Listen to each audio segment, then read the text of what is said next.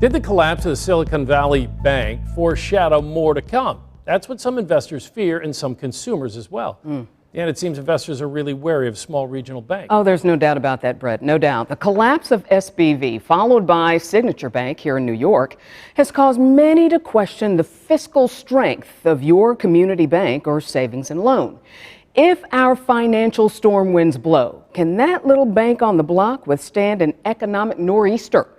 That was my question for a guy whose family has led his community bank since the 1800s. The colossal collapse is sending aftershocks throughout the financial system. On Monday, investors balked, ditching bank stocks like a bad boyfriend. And the whole of this spectacle is shaking consumer confidence. We have dubbed ourselves and have set our market to be community. So I had a chat with this guy, Frank Hamlin, president and CEO of Canandaigua National Bank and Trust.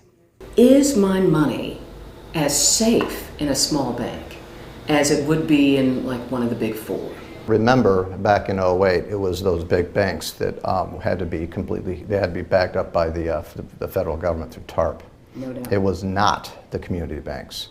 TARP, the Troubled Asset Relief Program that was a taxpayer-funded $700 billion big bank bailout. After that, Congress required big banks to pass periodic stress tests. Here's an example. Imagine a bank facing a hypothetical worldwide recession that affects commercial real estate and corporate loan holders with 10.8% unemployment that results in a 55% loss in the stock market. If the bank can withstand all those financial daggers, it passes. But stress tests are only required of big banks with assets of $50 billion or more. Whereas smaller institutions like yours don't have to do that. So is that a protection that the consumer doesn't have? From a very practical standpoint, those stress tests are just good business.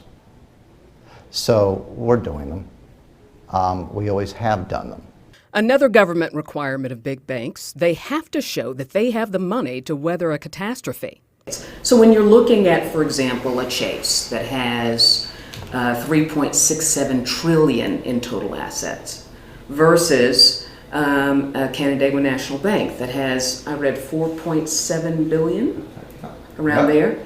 So when the consumer is looking at that, why shouldn't they say, gosh, I ought to go with the guy with more assets? In the smaller context, like the way we are right here, we're only here.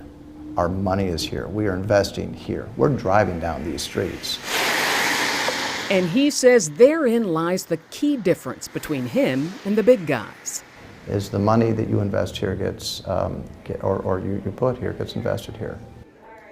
And Frank says unlike big banks, community banks make their money by lending locally. And that money is an investment in the local community. He also reminds us that your money is protected by the FDIC, insurance that banks pay for that covers your money if the bank fails. And that's your Consumer Alert.